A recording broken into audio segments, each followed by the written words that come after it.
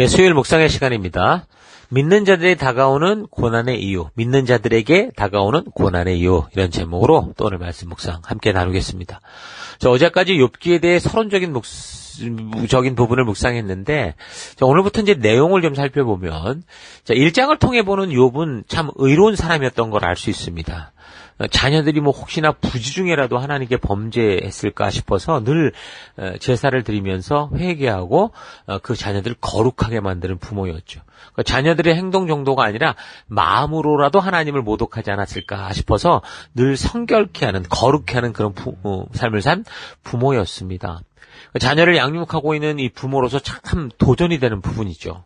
다 성장한 자녀들, 아니 이제 사춘기를 접어든 자녀들을 다르게 말씀의 가치를 따라 다룬다는 게 쉽지가 않습니다. 부모의 의지가 약해서라기보다 오늘날 이 세상에 접촉된 저들의 삶의 시간이, 우리 자녀들의 그 세상과 접하는 시간이 너무 많기 때문에 어려서는, 그러니까 우리와 가족 안에서 많이 보낼 때는 순종하고 이해하기보다 일단 말하는 대로 따르고 그러던 아이들이 이제 사춘기가 되면서 독립적인 존재가 되고자 하죠. 그래서 부모의 가르침대로 순종하며 행하기보다 먼저 자기 스스로 부모의 가르침에 대해 자기식으로 이해하려고 하고, 그래서 스스로 행동해야 되는 이유들을 먼저 알려고 하죠. 이거는 이제 성장의 과정이지만 이 과정 중에 세상의 문화와 친구들의 영향력이 커서 특히 영적으로 보이지 않지만 너무도 소중한 일을 해야 함에 있어서는, 그러니까 하나님의 백성답게 되는 일에서는 너무 소홀해지게 되는 거죠. 어찌됐든 그래서 가정은 가장 먼저 하나님의 자녀로 준비될 수 있는 아주 최고의 교회라는 거 잊지 마시고, 가정에서 자녀를 신앙과 말씀으로 양육하는 이 일을 결코 포기해서는 안 됩니다. 모든 삶의 가치와 모든 이 삶의 시작이 가정으로부터 출발하기 때문이죠. 그래서 이렇게 신실한 삶을 살던 욥에게 어쨌든 어느 날 갑자기 아주 심각한 시험이 다가온 거죠. 욥이 처음에 당한 시험은 뭡니까? 그 소유물을 하루아침에 다 잃어버렸다는 거예요. 그리고 그 자녀 10명이 한꺼번에 같은 날 다 죽는 황당한 일을 당합니다. 그 이유는 사탄이 하나님께 욥의 충성된 삶이 무엇인가 많이 줬기 때문에 이런 거 아니겠냐, 이런 식으로 이제 사탄이 참소를 하면서 욥을 어렵게 만들려고 했기 때문이었죠. 우리는 지금 이런 성경의 이야기를 통해 이 천상에서의, 그러니까 우리가 보지 못하는 영적인 어떤 그런 세계를 엿보게 되는데, 마치 사탄이 하나님의 회의에 마음대로 들어왔다 나갔다 하는 그런 존재처럼 보이면서 의아해할 수도 있습니다. 여러분, 그런데 사탄은요, 타락 후에 하나님으로부터 내어 쫓김을 당한 불의한 천사이기 때문에 사실 그런 권리를 가지지 못해요.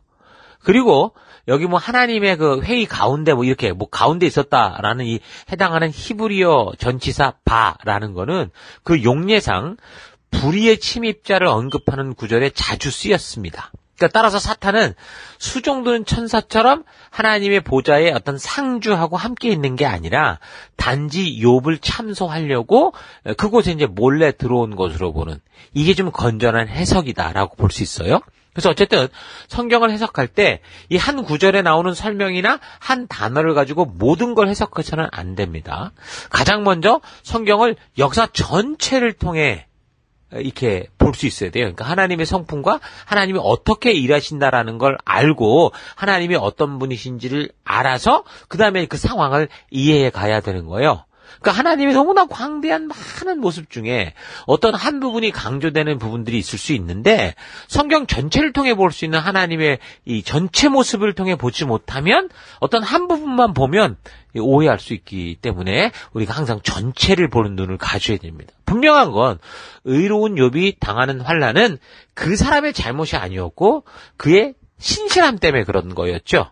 그러니까 사탄은 언제나 이렇게 특별히 하나님의 뜻대로 살고자 하는 사람을 자꾸 곤란에 빠뜨리려고 합니다. 그래서 욕심에 가득 찬 사람들을 이용해서 지금 욥을 곤란에 빠뜨리게 하려는 거죠. 자연에서 일어나는 광풍을 이용해서 욥의 자녀들까지 한꺼번에 죽음의 지경에 빠지게 합니다. 그러니까 안 좋은 일은 한꺼번에 온다고 욥에게 모든 재산과 또 자녀들까지 한꺼번에 잃게 되는 최악의 순간이 이제 이 영적인 이 일들 때문에 벌어졌다는 거예요. 근데 참 욥이 대단한 건 그럼에도 불구하고 1장 20절부터 22절을 보면 그런 일을 보면서도 내가 주님께로 와서 알몸으로 와서 내가 주님께로 돌아갈 존재인데 이 일을 이루신 게 하나님이라면 나 하나님 찬송합니다. 그러니까 입술로도 범죄하지 않고 하나님을 원망하지 않더라는 거죠. 그렇게 하루하루 부지중에라도 하나님께 누를 끼치지 않고 하나님을 인정하고자 하는 코람데오의 삶을 살다가 지금 하루아침에 말도 안 되는 일들, 마치 하나님께서 막 화가 나서 내려치시는 것 같은 일을 당했는데도 하나님을 원망하지 않았어요. 보통 사람들이 이런 일을 당하면 신을 원망하고 특별히 욥처럼 나름대로 신앙으로 좀 바르게 살려고 노력했다고 뭐 한 가닥 하는 사람들은 더더욱 하나님을 원망하기 마련. 내가 얼마나 봉사를 했는데, 내가 얼마나 헌금을 냈는데 이래가면서.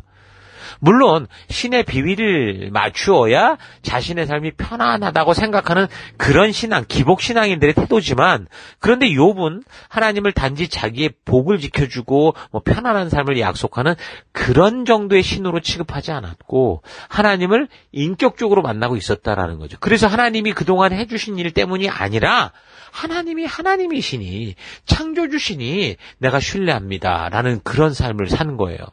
그래서 뭐라고 그래요? 주신 분도 여호와시고 거두신 분도 여호와시라면 그게 옳은 겁니다. 너무 놀라운 고백을 하는 거죠. 자, 그런데 고난이 거기서 멈춘 게 아니었어요.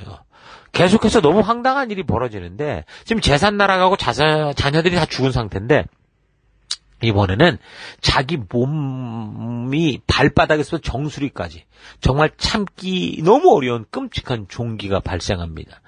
이것도 사탄의 시기심으로 인한 참소 때문에 벌어진 일이거든요. 그러니까 사탄은 처음에는 광명한 천사의 모습으로 아주 달콤하게 다가오는 것 같지만 사탄이 하는 모든 일의 끝은 결국 이거예요.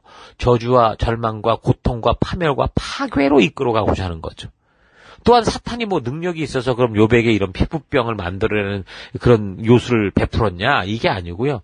일시적으로 하나님께 받은 권한으로 그런 짓을 했다라는 것도 알아야 됩니다. 그러니까 사탄에게는 하나님과 같은 전지전능한 능력이 없어요.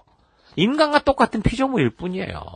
그래서 어떤 사람들은 지옥은 무슨 염라대왕 사탄이 지배하는 나라고 천국은 하나님께서 다스리는 나라다. 그래서 이 두 나라가 마치 대적하는 것처럼. 그러니까 사탄이 하나님급이 돼서 막 이렇게 서로 싸우는 것처럼 생각하는데 그렇지 않습니다. 여러분 천국도 지옥도 다 하나님이 만드신 거예요. 하나님이 다스리는 곳이에요. 그러니까 사탄은 마지막 날 하나님의 심판이 시작될 때 이 끝없는 무적행으로 던져질 그런 존재일 뿐인 거죠. 자, 그러니까 그런 마지막 날이 오기 전까지는 이 사탄이 세상을 두루다니며 사람을 속이는 짓을 하고 오직 사람의 그 욕심을 자극시키고 거짓 속임수를 통해 사람의 마음을 휘어잡아서 심지어 죽음에까지 사람 스스로 욕심 따라 넘어가게 하는, 그러니까 자살까지 이르게 하는 아주 사악한 짓을 합니다. 사탄이 죽이는 게 아니에요. 사람 스스로가 스스로를 죽이는 그런 함정으로 몰아넣죠. 그러니까 사탄은 그래서 우스운 존재거나 무서운 존재가 아니라 아주 사악하고 교묘한 영적인 존재다라는 거 잊지 마시고 이 사탄의 거짓말에 속지 않기 위해서는 무엇보다 하나님의 말씀으로 잘 무장되어서 마음을 잘 다스리는 삶을 살아야 됩니다.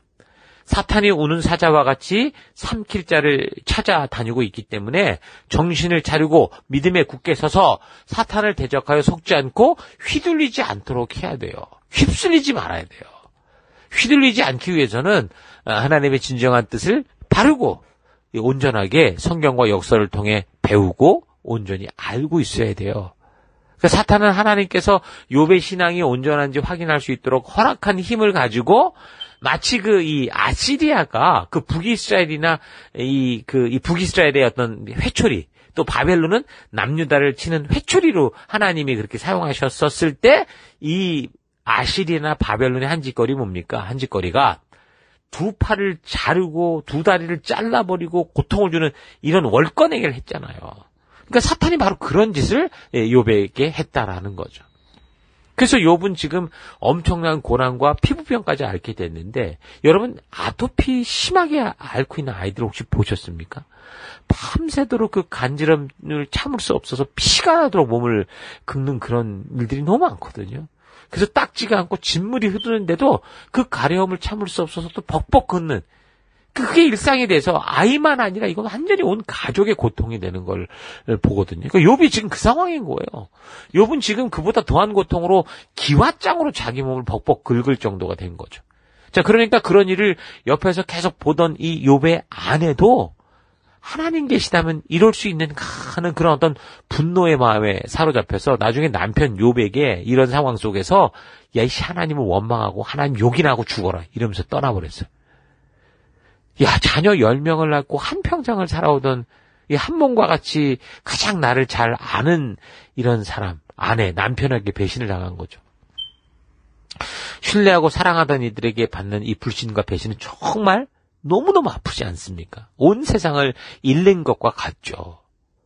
여러분, 연애를 하다가 차인 사람들을 보면 거의 죽음의 지경에 이르게 되는 것을 종종 보게 되는데, 하물며 오랜 세월을 함께 신뢰하며 지내오고 사랑하며 자녀를 낳고 성공에 이르기까지 고생했던 이 동행자인 아내가 그랬다?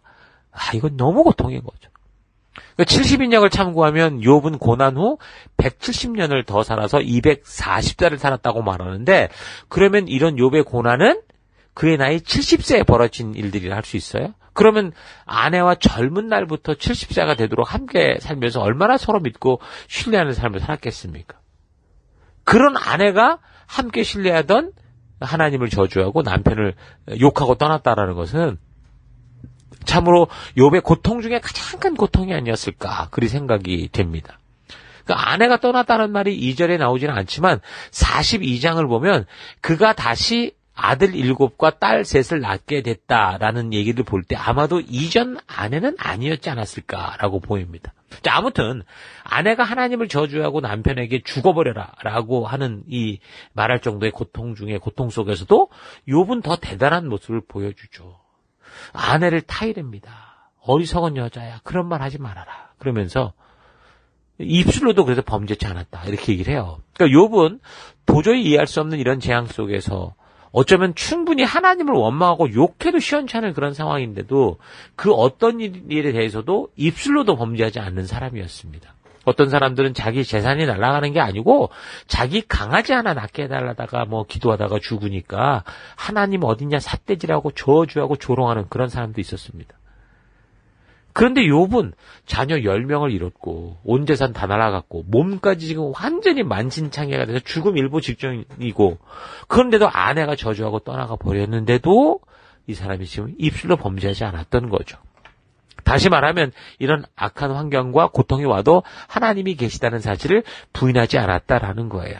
인간의 연약함뿐만이 아니라 인간은 이런 최악의 순간에도 바른 믿음으로 설 수 있는 존재구나라는 것도 여기서 보여주고 있죠. 근데 이런 지경에 이제 욥의 친구들이 온 거예요. 3명. 엘리바스, 빌닷, 소발. 얼마나 상황이 자기가 볼 때 이 욥의 상황이 끔찍했는지 이 사람들이 말을 못해요. 위로에 무슨 말을 할 수가 없었어요. 너무 비참한 상황이었죠. 그러니까 친구들이 그래서 일주일 동안 같이 있었는데 일주일 동안 무슨 위로의 말은 그냥 아무 말도 못했어요. 욥의 상황이 그만큼 최악 중에 최악이었던 거죠. 그럼에도 불구하고 욥은 하나님에 대해 원망하거나 입술로도 범죄하지 않는 그런 삶을 살았죠. 여러분 잘 이 상황 우리가 잘 염두해보고 우리가 어떤 삶을 살아야 되는지 기억합시다. 나는 지금 내가 만나는 삶의 고난과 어려움 속에서 어떤 식으로 지금 하나님께 반응하고 있고 기도하고 있고 어떻게 하나님을 찾고 있는가 좀 차분히 생각해 봤으면 좋겠어요. 그래서 오늘 하루 나에게 정말 욥에게 당한 그런 고난이 온다면 과연 나는 어떤 식으로 반응하고 어떻게 하나님을 생각하게 될까 좀 깊이 되돌아보길 바랍니다. 크나큰 고통이 아니라 삶이 조금 불편해도 원망하고 불편해하는 게 오늘 이 시대의 풍토입니다. 잘 사는 집안, 잘 사는 나라일수록 더더욱 조금의 불편도 견디지 못하고 불평하는 분위기가 강하죠. 우리가 사는 도시 멜번은 매년 세계에서 제일 살기 좋은 도시로 이제 꼽히고 있는데요. 그렇게 어쩌면 우리는 조금 불편한 삶이 주는 이 영적인 각성의 기회를 불평과 불만으로 가득 채우고 있을지도 모릅니다. 늘 옆집 이웃이 또는 친구가 가진 나보다 좀 더 나은 것을 보면서 나도 저보다 조금 더 좋은 것을 얻기 위해 애를 쓰고 그것을 가지지 못하면 나도 모르게 막 불평과 짜증으로 가득 찬 그러니까 비교의 올무에 얽매여 살아가고 있는지도 모릅니다. 있는 것을 족한 줄로 여기고 무엇보다 높은 곳에 선 사람을 보기보다 낮은 곳에 처한 사람들을 돌아보면서 낮은 곳으로 물이 흘러가듯이 하나님께서 우리에게 주신 은혜의 물을 흘러내는 우리가 될 수 있기를 바랍니다. 더 가지려고 하기보다는 더 나누려는 삶. 그러니까 곱셈을 좋아하는 삶이 아니라 나눗셈을 더 좋아하는 삶을 살아가는 게 성도인 거죠. 사탄은 우리를 풍요라는 달콤한 미끼에 걸어서 충분히 풍성하게 살아가고 있음에도 불구하고 더 욕심을 따라가게 하는데, 그러니까 밑빠진 독과 같은 욕심을 자극해서 끝없이 조금만 더, 한 번만 더를 외치면서 절대 채워질 수 없는 이 욕심, 만족을 채우기 위해 혈안이 되어 자꾸 더 많은 것을 움켜쥐며 살게 만들려고 한다라는 거 잊지 마십시다. 나는 지금 함정에 빠져 있는지 그렇지 않은지 잘 되돌아보고 하나님을 그런 만족한 물질과 안락한 삶을 주는 중요한 존재로만 대하고 있지 않은가. 이것도 좀 하나님을 자꾸 이용하려고 하지 않는가도 좀 되돌아봤으면 좋겠어요. 급작스러운 어려움이나 고난이 다가올 때 나는 어떻게 반응하고 어떤 마음이 드는지 살펴보고 어떤 상황 속에서도 오직 주님이 주신 모든 것을 기억하면서 겸손히 욥과 같이 원망 없이 온전한 주님의 마음이 무엇인지를 되돌아보는 그런 삶을 살아갈 수 있기를 주의 이름으로 축원합니다. 오늘 하루도 힘내십시오. 잠시 기도하겠습니다. 하나님, 우리가 충분히 살아갈 수 있는 삶을 허락해 주셨음에도 늘 한 번 더, 조금 더를 외치면서 끝없는 욕심을 채워가는 삶을 살아왔던 것 회개합니다. 사탄이 주는 어떤 좋은 것이든 그것의 끝은 절망과 지옥이다라는 거 잊지 않고 지금 당장 만족을 주는 삶을 위해 살아가는 게 아니라 참으로 영원한 축복의 나라로 나아갈 수 있는 절제되고 준비된 삶, 말씀의 가치를 따라 살아가는 내가 되길 원합니다. 늘 곱셈을 통해 2배로 얻는 축복만을 추구하는 인생이 아니라 나눗셈을 통해 내게 있는 것을 나누고 또 나누어서 이 땅을 살아가면서도 함께 더불어 행복하게 살아갈 수 있는 천국 백성 된 삶의 태도를 가지는 우리가 되길 원합니다. 믿는 자들에게 다가오는 고난의 의미를 잘 기억하며 어떤 하나님의 마음이 있는지를 기억하여 우리가 그 고난 속에서 더더욱 주의 거룩하심으로 나아가는 귀한 보약의 시간들이 될 수 있도록 주님 인도하시고 이끄실 것을 감사드리고 예수님 이름으로 기도했습니다. 아멘.